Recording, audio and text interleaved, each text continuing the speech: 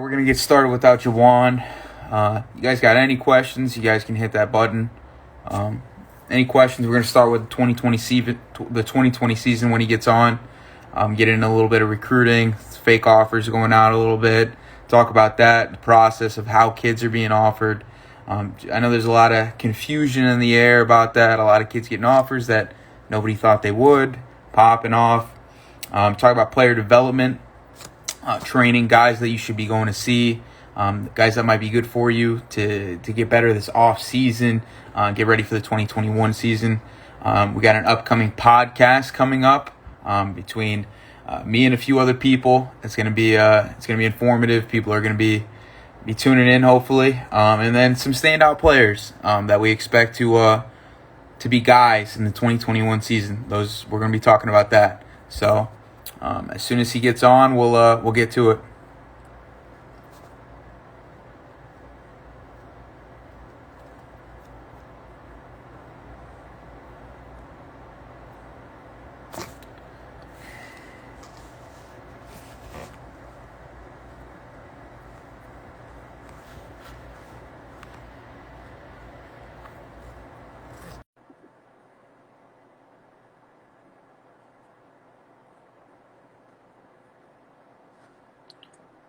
What's up, JYG? What's up, man? How you doing, Grail?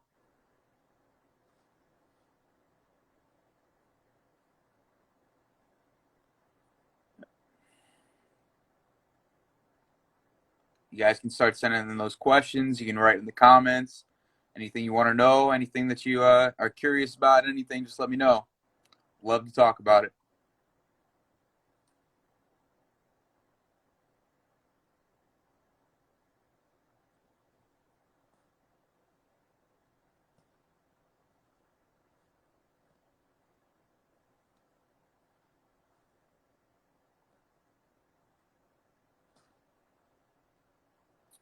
Yo, I keep just seeing.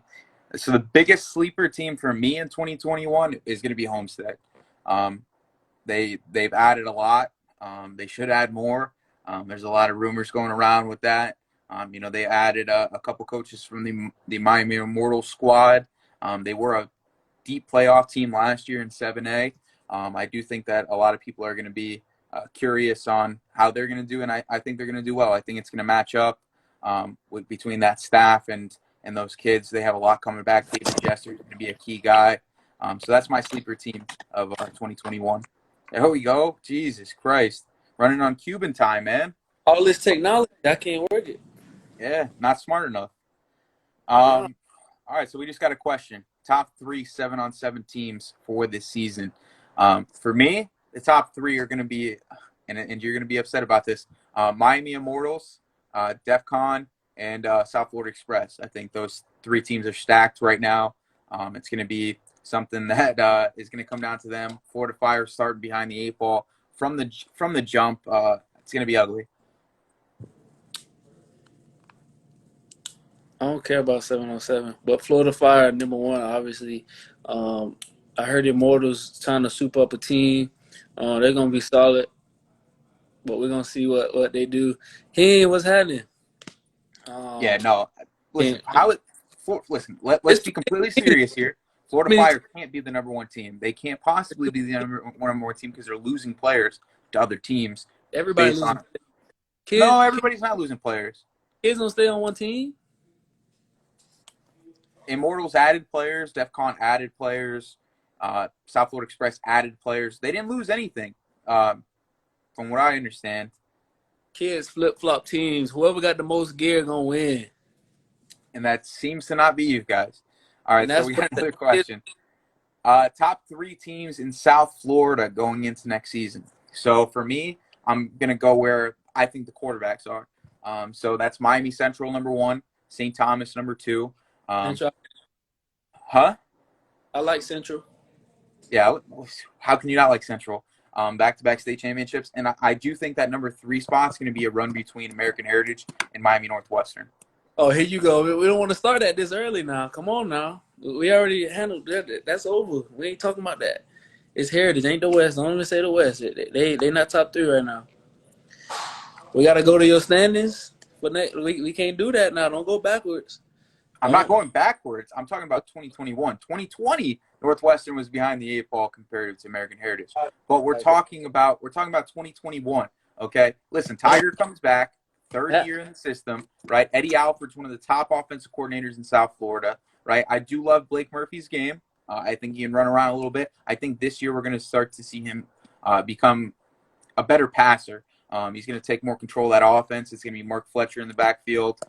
They got some nice players, but I listen, there's still question marks with American Heritage, right? You're losing some pieces. David Vidal for St. Thomas Aquinas.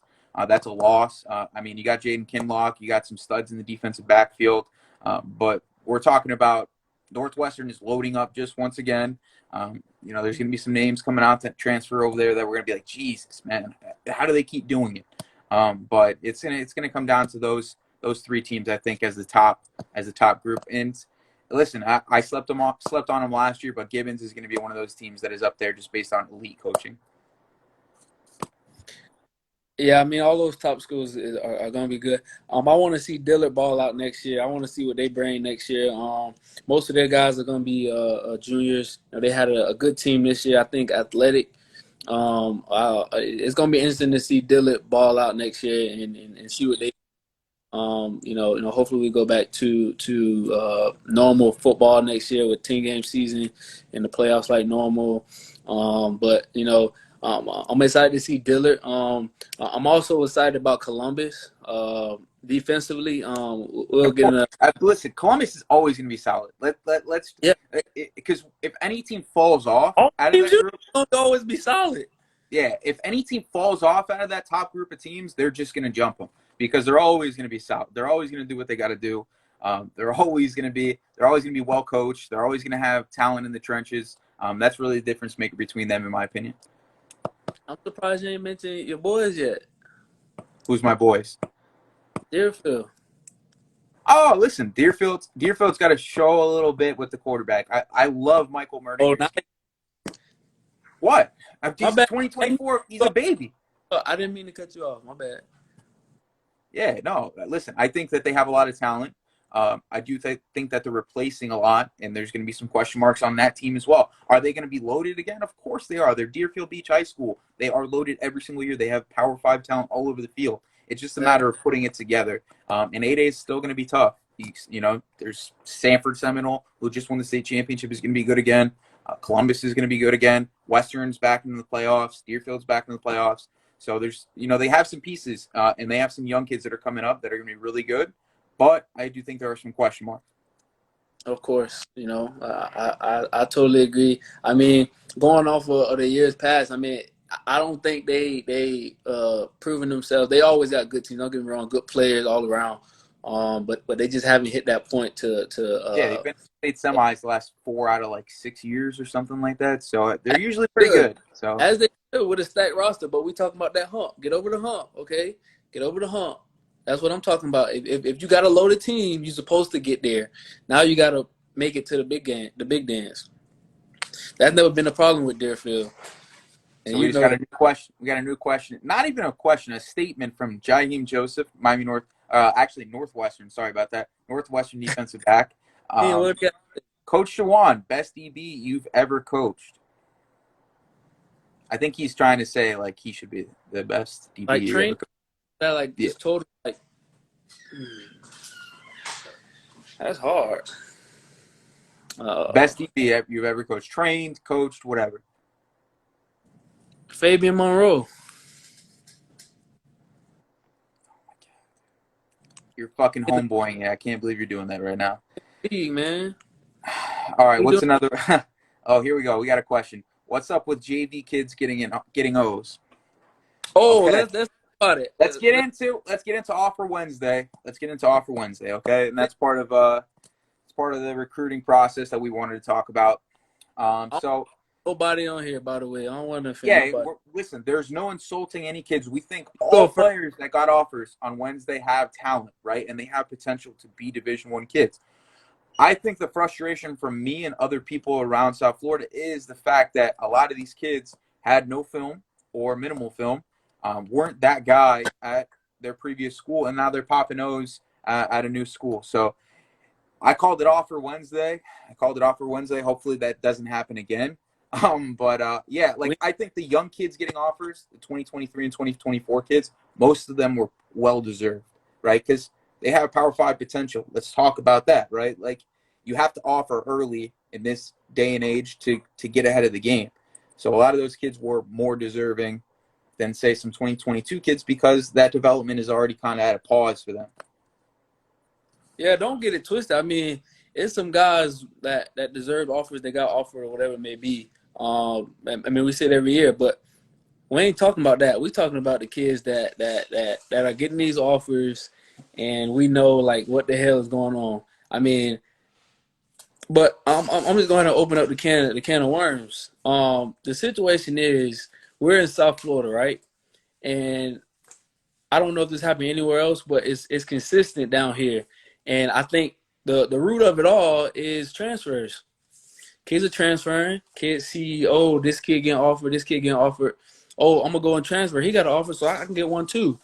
And it's not necessarily has nothing to do with film, nothing at all. It's just the fact that I'm gonna hand you an offer because I hope you stay, or I'm gonna hand you an offer because that's gonna get you to come to my school. And the sad part about it is there's people behind the scenes that is gassing this up. And when these kids get ready to sign, they like, coach, but you said I got to offer from here. You could have, and the shit don't add up. You know, excuse my language. It just don't add up. So when it gets to that point, then that's when you figure out, okay, this kid never really had anything, never really had it, never was real. Don't even know the coach. Don't even know who the coach offered them. Don't even know who it was. And it's just off the simple fact of kids are getting fooled, and the kids that who are actually working, they feel sized, they feel disrespected because they got the film, you know, they got the credentials, and they don't got nothing. You know what I'm saying? And Division 1, big time football, Power 5 football, it's a privilege. It is a privilege. Like everybody can't get the opportunity. You know what I'm saying? Everybody can't get the opportunity. Sad to say, if all my homeboys I play with high school, I want them to go to college, but in reality, it's impossible. It's for the elite of the elite, and even the kids that do go to those schools, some of them don't even play. That's just the reality of it, you know. And it's getting torn down. It's getting made to anybody can go there. Anybody if I have a good film or if I but it's speed involved, size involved, the right situation. Grades are a big part of it. You know, that's getting you in the door. If you can't get yourself in the door, then I'm going to the next person who probably got the same talent as you, but he got the grades. I'm not finna mess around with somebody that's got F's or D's or whatever it may be because you're a hassle. Coaches don't want hassles. They want people that's gonna get the job done. But I mean, to answer that question, the JV the offer fest that happened yesterday. I mean, I'm a little disappointed in it because, you know, as a coach, you want to be straight up as possible. You want to be, you know, clean. You don't want to have no side. This coach gonna let this kid. You don't want to have no confusion. If you good, you are good. You know what I'm saying? For somebody that went to the level and played it, if you're good, you're a baller. You're a baller. There's no hiding it. You know what I'm saying? I would never jeopardize whatever coaching status or a kid. You know what I'm saying? Because kids come and go. It is what it is for a fake offer. Never. You know. It's getting ridiculous, though. Getting ridiculous. Next question. We got, where will Brandon Innes go? I don't know about offensive guys, so you got that, Frank. Yeah, so I think the rumor all offseason with Brandon Innes is American Heritage, Western. Is he going to stay at U School? There's a lot of question marks with that. He's been the topic of the offseason. So, I mean, we're talking about the number one receiver in the 2023 class. I don't know where he's going to go. We got Mark Fletcher, 4-star Mark Fletcher, one of the top running backs in the country, saying American Heritage. So I don't know. There's a lot of connections, right? So Blake Murphy and him, South Florida Express kids. So there's a connection there. Brandon Innes, look, we actually have him on. We have superstar, 5-star Brandon Innes on the live talking about throwing his hands up. He doesn't know where he's going to go. He can always chime in and let us know. But there's some connections. Listen, one school that kind of made me curious was Miami Northwestern. Wow. Tiger, Little League quarterback, PPO. Deshaun Travers already there. Mm.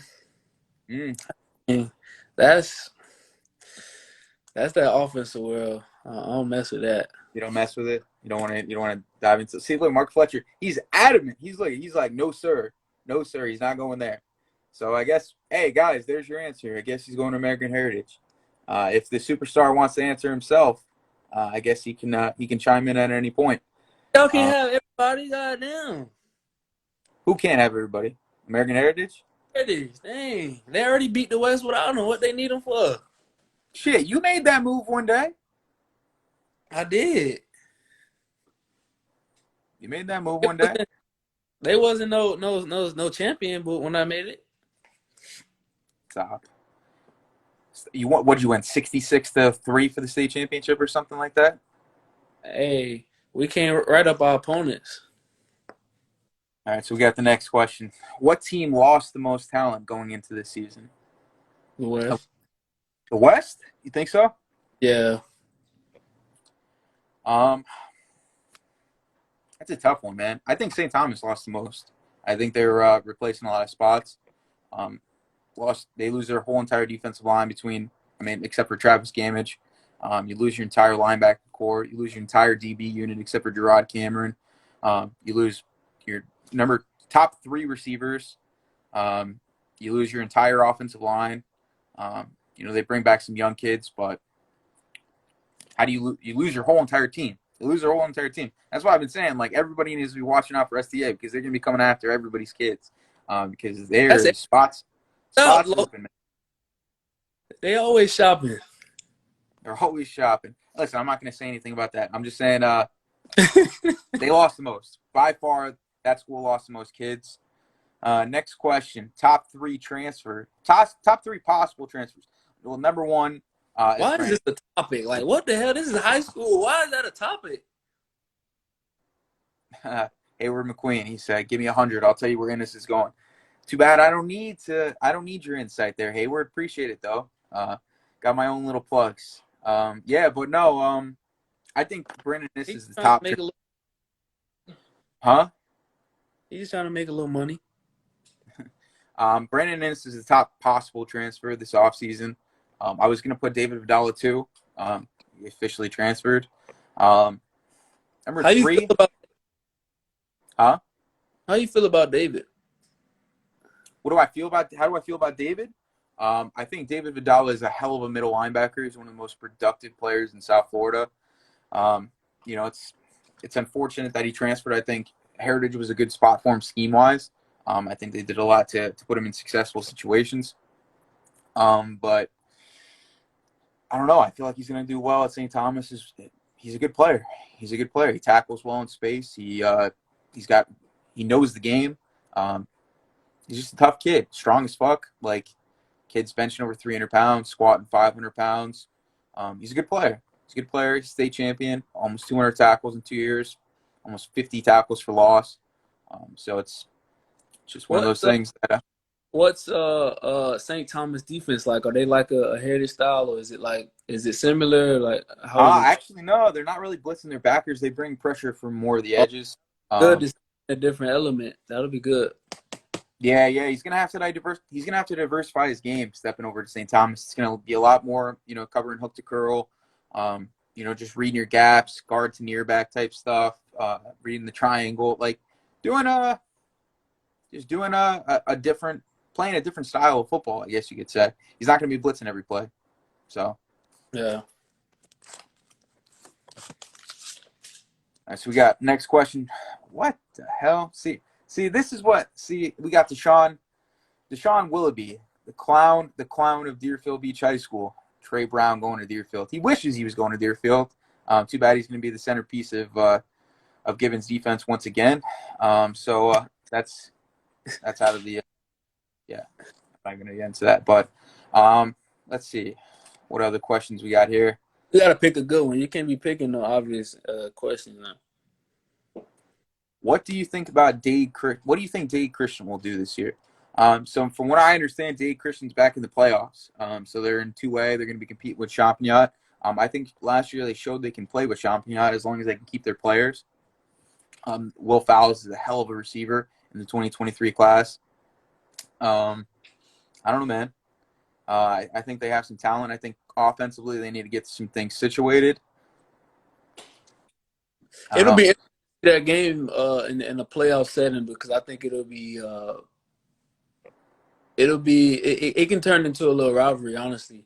I think Champagnat lost some really valuable players this year. And it'll be interesting to see how they're gonna come back. And then you got Dave Christian, who looked, I mean, pretty solid last year for the most part.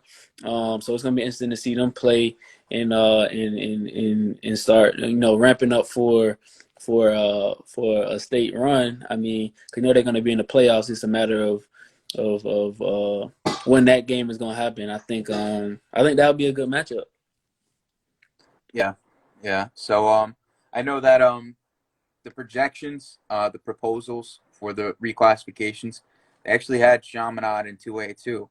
So that would be a game changer for 2A. Them chomping out and Dave Christian. Hey, if they if they go into it, it's over. You're not even giving Champignon a chance. No. Oh, this is a good question right here. Let's pin this. Are Heritage and Gibbons considered a rivalry? Well, as of recent, I would say yeah. Um, I think Gibbons has found their juice. Obviously, that juice was consistent with Brody and Scouser Troy. I mean, now they gotta. I think Gibbons have to find a new identity. It's not hard for them because they gotta. Most of their team is coming back. But we gotta see who's behind the center. We gotta see who he is. I mean, we know Dylan. What's his last name? Uh, Dylan. Dylan, Dylan Dylan Ritz. Risk. R-I-Z-K. So it's gonna be interesting to see what he do. Their defense is gonna be the running for that team. I mean, but Heritage has been Heritage. In that matchup. As far as winning goes. But yeah, I think as of recent they've been and all their games have been going down to the wire. They've been they've been going down to the wire. So it's interesting to see how that shape up this year because I think it's gonna always be a good game. Yeah, listen, when I do the projection this year, I'm probably going to be picking Heritage to win that game. Just based on, I think they bring, huh? I don't blame you. Yeah, I think they bring back enough defensively. I think they bring back enough offensively. Mark Fletcher's is a hell of a player. Damari Brown's going to step up this year at corner for them. I think it's going to be a good game again. It always is. But I do think Heritage is probably the better team this year. Yeah, especially if they get in this, they're gonna be untouchable.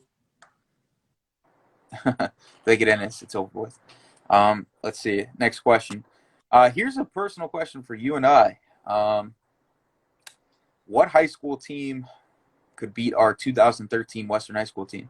Shit, a lot of fucking teams can beat our 2013 Western team. We were good. We weren't like that. Nah, We weren't like that. Yeah. 2013. God damn, they going too far back. No. Okay. Let's go beyond that question. Oh, this one's for you. Does Shamar Stewart transfer? What? Does Shamar Stewart transfer? I can sit here and tell you no. I mean, but at the end of the day, I don't. The kid, if he leave, he leave. But tomorrow ain't going nowhere. Yeah, I don't see Shamar transferring. I think he has a close relationship with that staff at Pace, including you. I think he's already got the offers that he needs. I think Pace is doing the things needed to make sure that they're in contention next year. Well, yeah, I don't see him transferring. All right, so we got a new pin comment. We got must see matchup for next year. My must see Ooh, every single time is going to be given versus Heritage. That's going to be my game. Second up there, it comes back next year. St. Thomas Deerfield. I think those two games are always always great games. There's a lot of emotion that go into it. So yeah, I think those are the two games for me that are going to be the biggest matchups. I want to see Deerfield and Columbus. Yeah, but that's a I'm, playoff matchup. That's I'm, not a guaranteed matchup. they didn't say what type of matchup. They said what matchup. They just said what matchup I want to see. I want to see that. Let me see. Let me pick some. Deerfield, Columbus, and hmm, I don't know how I feel about the West right now. I wouldn't mind seeing the. Tamar just said Columbus does it to their ass every single time. I agree, but at least Deerfield make it interesting. Yeah. I was told technically Deerfield was supposed to win last year. That's what I was told. Or was that a year before? Okay. We're gonna move on. Um, if players could only play for their school they're zoned for, which school would lose or gain the most? So let's go with gain the most. You start off. Oh, Plantation loaded. They always loaded with kids. They just got to keep them. Dillard would be ridiculous. Uh, what other schools? Really, ain't nobody out there in Western, so they wouldn't be as good. Western would be goddamn We would have had Cowboys, 5 NFL players on one team. What are you talking about? and they transferred because they was all spread apart. Okay. Listen. So At listen, the end of the day, Western wouldn't be. We're not finna go back and forth about that. you're just No, disrespecting people right now. Western Okay. So would be. for me, the two teams that would gain the most would be Dillard and Ely. If Ely were to keep their kids, all those kids in Pompano, it would be That's like how Ely used to be in the early 2000s. They would win a state championship every year. It would be the Tyrone Moss shit all over again. If it was in Dillard too, man, Dillard. They Carroll, already have a lot of talent. Carroll City will be live again. Carroll City too. But it gets split up with Miramar. That's why they would lose some kids. Miramar would be good too. Ooh, that's right. That's right, because Yeah, Miramar was good. yeah, but it would be Dillard. It would be Dillard and Neely, man. They lose way too much to the private schools. Mark Fletcher just said himself. He's zoned for Dillard. Bro, Dillard would be a goddamn powerhouse. If Tate could keep the kids home, he's going to win a state championship. If who? If Tate, the head coach from Dillard, keeps his kids home, he's going to win a state championship. Oh, he got a chance. He got a good opportunity. Oh, BA. Oh, shit. Everybody in that little fucking. I mean, excuse my language, my bad. Like, everybody in that little span of, like, all those public schools. Okay, so top offense for next season. Damn, that's a tough one. I don't know about Givens. I don't know if I gotta see that I gotta see what Dylan about. Um uh Top offense, I'm going to go with Gulliver. If DeCarlo Donaldson is still at Gulliver, they still are loaded at receiver, 3 deep. You still have Seth Irvin. They brought in. They didn't bring in any Central. Yeah, still got Central Seth be Irvin, got Carson Haggard. I'm going with Gulliver as the top offense. I like to see Central as I think they can take that. How can you say that though with you don't know what Obo can do at running back? I know what Lights Out can do. Okay, so you're going to say Carson Haggard's not an elite quarterback in the area? No, I don't like him. Okay. Good kid. Okay. Yeah. All right. I'm just gonna. We're not gonna go into depth on your horrible evaluation of talent. I like him. I never said anything about him. I just said I don't like him. I can have my personal preference. Okay, so who is the best DB we saw play this year? The best defensive back I saw play this year was Earl Little Jr. By far. Him and Jaden McBurrows were the top two. You could put James Williams up there, but James played a lot of linebacker. But Earl, man, that kid. I watched him against. I got everybody who. I mean, he missed a few games, but when he got on the field, there was nobody who could do anything to him. Route wise, he's a Minka Fitzpatrick clone, and he showcases that week in and week out. I think he had one catch for 4 yards this year. So he was my number one guy. Jaden McBurrows. Yeah, he had some issues with Brandon Innes in the first half, but in that second half, strapped him up. That was a great matchup. But then he had 4 picks in a shortened season, a couple of touchdowns. He's a hell of a player. So those were my top two. What about you? I mean, James. I only saw James play a couple times, and when I saw him play, I'm like he plays reckless. Nobody knows what he's doing. I mean, he's in complete control on that field, and I never saw. I just heard about how good he was. I watched highlights and whatnot, but I never saw him in person. I never saw him play. I mean, James hands down. I mean, he played goddamn. And then Caleb McKenzie. I got a chance to see him fucking every game. I mean, he's a top two DB down here, in my opinion. And they ain't talking about two. Jesus, he's not the number one corner. Yeah, bro, let me have my opinion, man. Dang. If you have a terrible opinion, I'm going to let you know about it. All right, so Mark Fletcher asks us, do you think James Williams will play safety in college? I think he's going to play the striker position, which is essentially a strong safety. I think Yeah, he's going I to be a think safety. putting him at free safety is doing a disjustice to his ability. Like, he has to be around the ball. He got to be making plays. Whoa, how is it Because sitting him in the middle of the field versus having him in the box roaming around doing different things, I think is more suitable to his style. maybe it helps the defense more, but he's gonna ball at free safety the same way he does at strong safety. 5 or Saying, but 6 interceptions in college season. listen, Every other game, he'll Frank, probably have a pick. listen. I don't want to debate tonight. All I'm saying is putting him at this safety is good. He can do it. He can do it. But at the end of the day, he got to be in the box. He got to be blitzing. He got to be cover. He got to do it all. He's done it all. DB. You can't sell out his ability like that. Yeah, and then And just put him. the kids were mentioning Ryan Turner. We actually talked about Ryan Turner the other day. We're super high on Ryan Turner. We think he should commit to Clemson right now. He's a hell of a player, Ryan Turner. Chaminade stud. Him and BJ are, in my opinion, the number one combo of corners in South Florida. Hmm. You disagree? I like that combo at Columbus.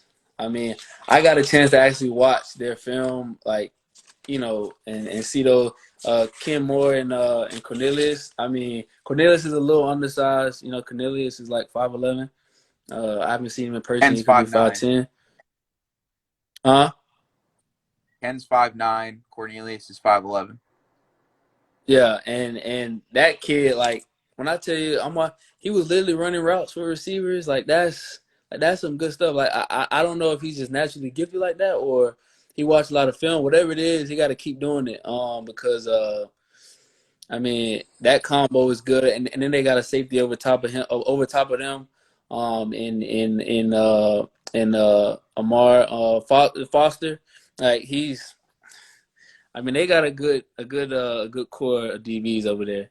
I mean, I'm hating actually. Columbus doing something good. That's nice. That's nice. But Kim Moore definitely is one to watch. Yeah. So somebody just commented, how do you feel about Gulliver? So I'll let you, since you game planned against them, coached against them, How do you feel about Gulliver? They're a good team. They got a lot of talent. They do a lot of things well. They play within themselves. They love their post routes. That I can tell you. I mean, and that is a freaking hard route to stop, especially when that slot pulls the safety. I mean, it's either picking your poison, and that quarterback just sitting back there in a beautiful pocket. I mean, and then in the backfield, elite back. I mean, you can't go wrong with the offensive weapons they got. Defenses, I mean, speak for itself. But I mean, the offensive of tutelage they have to go to whoever they want to. Multiple receivers, a good running back, and a good quarterback to make a decision. I mean, he's not my quarterback. I mean, I wouldn't pick that guy if I had more options. But he's good, for what they do. I mean, Gulliver's a well put together team. Yeah, listen, I think that overall, It'd I be a think shame if somebody messed that up. huh? It'd be a shame if somebody messed that up. So I think with Gulliver, I think they have a solid coaching staff. I think Earl Sims is one of the better head coaches in South Florida. I think offensively, we already talked about them. Hell of a player. Carson Haggard is. Seth Irvin's one of the top running backs in the country. And then they got 3 Power 5 receivers. Offensive line wise, they lose some players. Defense wise, I think they have a good front seven.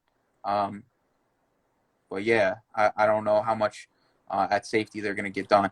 Oh my God, Lane. Here we go. What has Haggard done? He's only thrown for like 4,000 yards in the past 2 years, probably another Who asked that 45 question? touchdowns. So I Who mean, asked he's a that? hell of a player. Like let's call a spade here. He's a hell of a quarterback. He's a hell of a quarterback. Has he won in the playoffs? How many quarterbacks have won in the playoffs that are here still? No, answer the question. Has he won in the playoffs? That's the question. No, but how many quarterbacks have won in the playoffs? Listen, I'm not saying nothing about the kid's ability or nothing like that. Obviously it is what it is. But did they get shut out against Gibbons? They didn't get shut out. No, Jalen Brown caught a one-handed touchdown. Oh, what was the score? I think it was like 28-7 or something like that. Well, he was a goddamn no-show in Gibbons. What the hell? Gibbons was a problem last year. They were a problem. Gibbons was a problem. They are a problem. I believe They were it. a problem. They were a Who problem. would you take, Zion or Oh, Haggard? so he's a regular season passing champ? Yes. Well, okay. He also scored 30-something points against Booker T in the playoffs the year Who would prior. you take, Zion or Haggard? Well, I think Zion's the #1 quarterback in South Florida. So Well, that ends that. Haggard or Collins? Haggard or Colin Hurst? Mm-hmm. Taking Haggard. Mm. Lights out or Haggard? Lights out.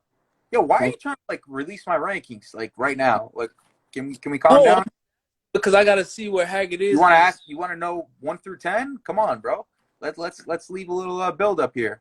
Not bad. I ain't know you was trying to. Not bad.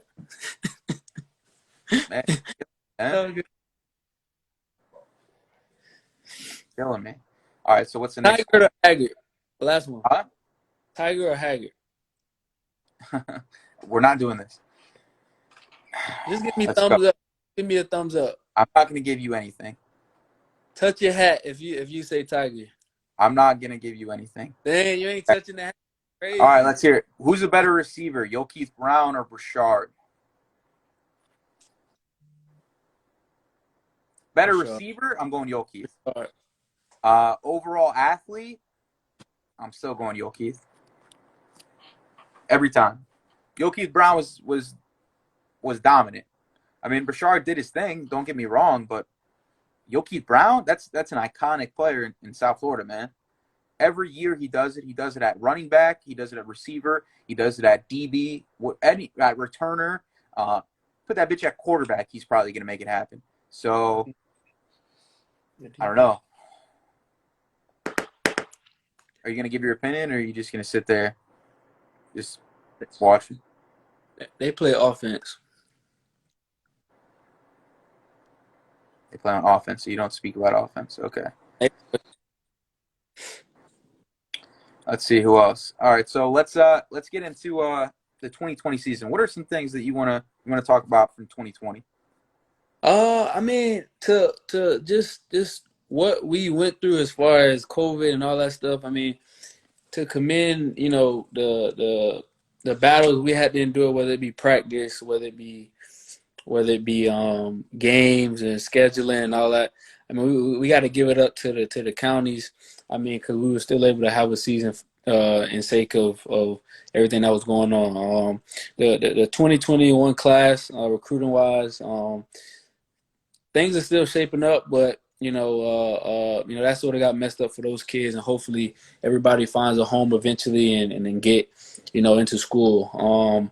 It's just sad to see a class like that go and not get their just due because they work for that moment. They work for the spring practices, they work for the fall and the games and all that stuff. And based off the circumstances, a lot of the public schools, although they had the tri-county championship, which I thought that was nice, how they gave them something, to play for, but to not shoot and have a chance to go and play for the state title is a little bit, in a couple years or 5 years or so, they might look back on it and be like, dang, this happened if I would have just, or if it would have just, so that you always got that in the back of your head. But nevertheless, like a season, well put together. A lot of teams still won states from down here, and most everybody won states from down here, and that was good to see. But just commending the coaches, the players, and the parents for sticking through that rough time, and we still sort of going through it now. Hopefully things get better, but to commend a well put together season, with all the distractions and all the things going on. Gotcha. Yeah.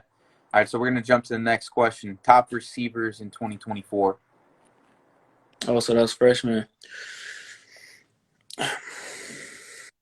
Damn. So They for me, going back. you got to mention both kids from Pace, JoJo and Jeremiah. They're both Power 5 kids. JoJo showed some electric ability at quarterback a little bit. I think Jeremiah's going to be a guy that steps up next year in a big way. Who else? Who's the kid from Miami Gardens Ravens? Chance Robinson from St. Thomas Aquinas is going to be a dude, 6'1", 180 right now. He was a hell of a player for the Miami Gardens Ravens. He didn't play much for St. Thomas just because that's how it goes. But I think those would probably be three of my guys. JT Madison, even though I heard he's moving back to Missouri or whatever, he's probably up there too. I mean, fortunate enough to be able to see those two guys every day, JJ and JoJo. It was hard at the beginning to tell them apart, but now JoJo talk a little bit more than JJ, and he be hooking me up with the candy. So those two kids are going to be real talented. In the coming years. I mean, hell, they loaded with talent. It's crazy to see freshmen come in and impact the team nowadays. But now I think you see it more and more with Okay, freshmen. hold up. Let's clear something up. JT Madison just said he's not moving back. He's staying. So if I had to pick a top 2024 wide receiver, it's JT. He's already got varsity experience, 2 years. He's the number one guy for me. Yeah, so that'll be. I mean, that'll be that'll be good to see. I mean, that class develop and sort of grow. Because I mean, some of them's able to play. As babies, like you just said, he got 2 years experience. Like that's big time. He gonna be playing as a vet in a couple years. All right, so next question we got up here. We got Hankerson or Fletcher? Mark Fletcher, Anthony Hankerson from St. Thomas Aquinas. Well, listen, they're two different classes. Anthony Hankerson is the number one running back in South Florida. He was the number one running back in South Florida this year. Fletcher balled out 1,400 yards, basically led Heritage to a state championship with Vincent Davis. I know Blake stepped up in the playoffs a little bit, but Fletcher they rode him all the way. Yeah, he had no choice. Yeah, but they're both dominant Power Five running backs, in my opinion. I just like Hank. I just like Hank. I'm a huge Hank fan. I think he's the number one running back in South Florida. He could arguably be the number one player in South Florida for high school, in my opinion. I mean, yeah, he did his thing. I mean, what else does does Fletcher got to do? I mean, he carried him to a state championship game. I mean, we can talk about everything that's going on Hankerson with their offense, twice. huh? Hankerson did Yeah, it twice. yeah, he has to, But if we got to compare weapons now, I mean, it's a no, it's a no Are we brainer. going to say that Heritage's offensive line is bad? Are we gonna say Heritage Hankerson weapons have some. are better than St. Thomas? Yeah, this year they were. Hankerson didn't have an offensive line this year. No, we talking about weapons. What weapons? He's a running back. No, we're talking about. I'm talking about what's around you. Who cares what's around him? He balled out. No, what I'm trying to say is,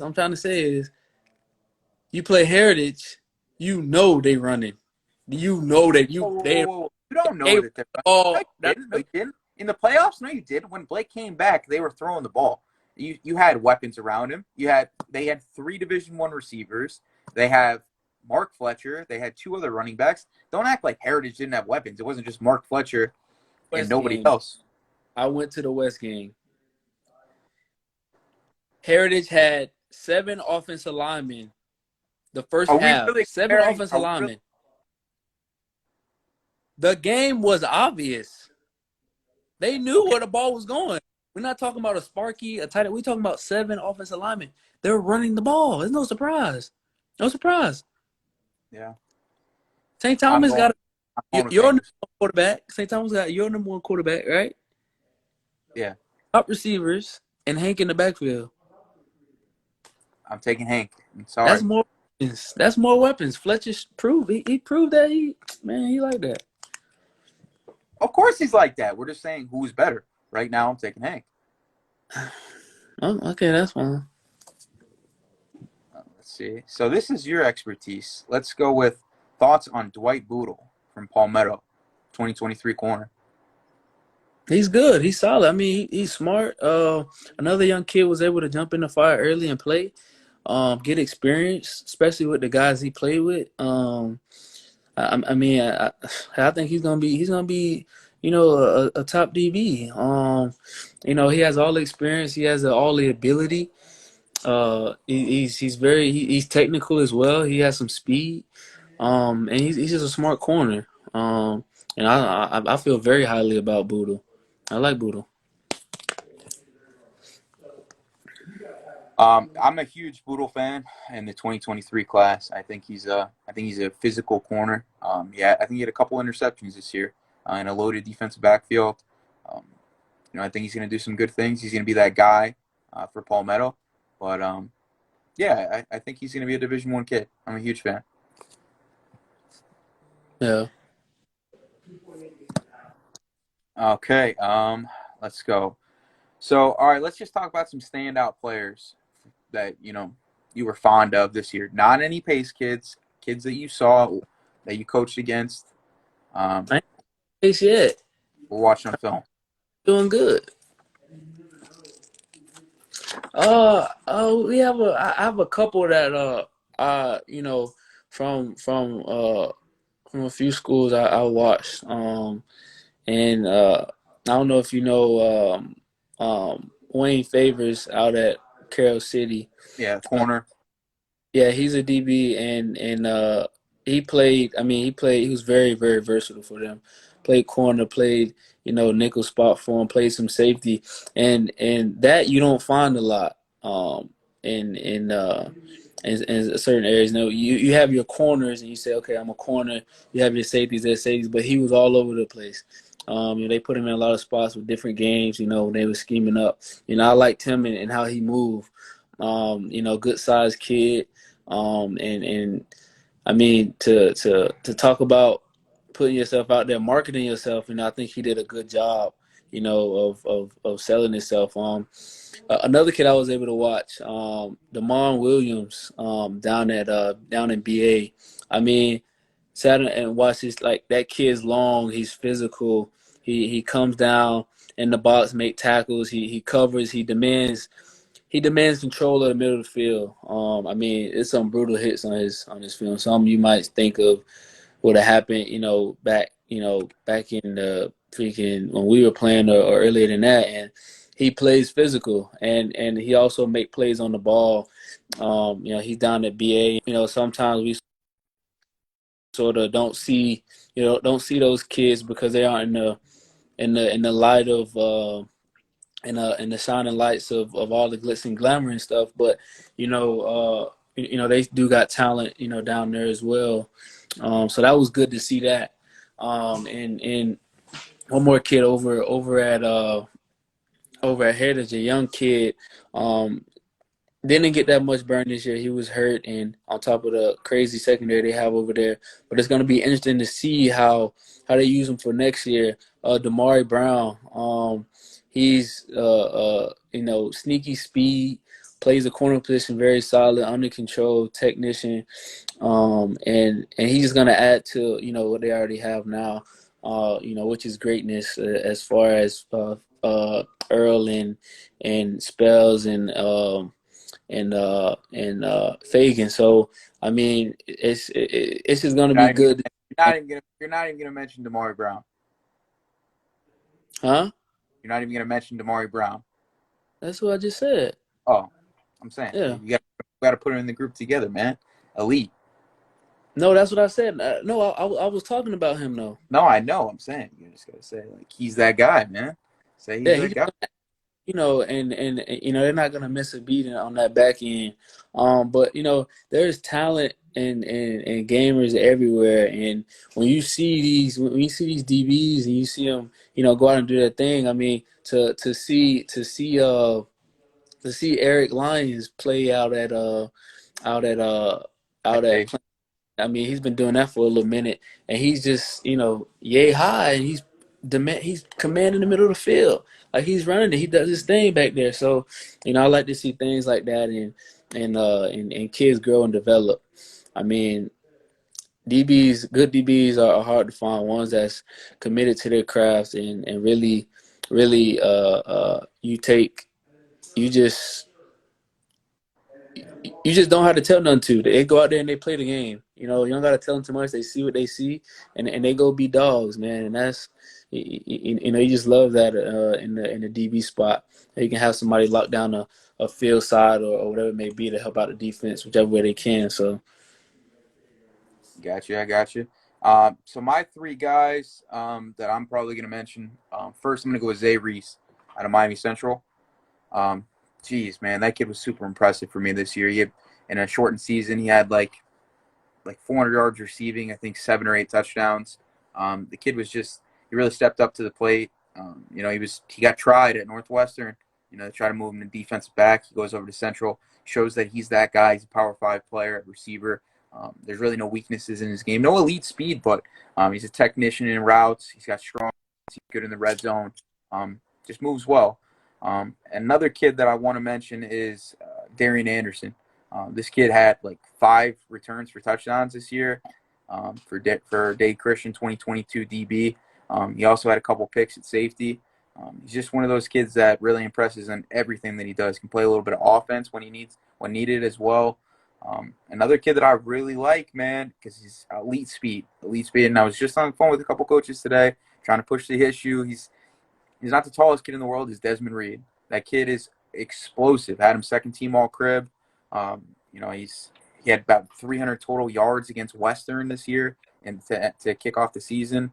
Yeah, man, that kid was just super impressive for Miramar. And it was a Miramar team that really wasn't as strong as it was in years past. He yeah, really made such a difference for them.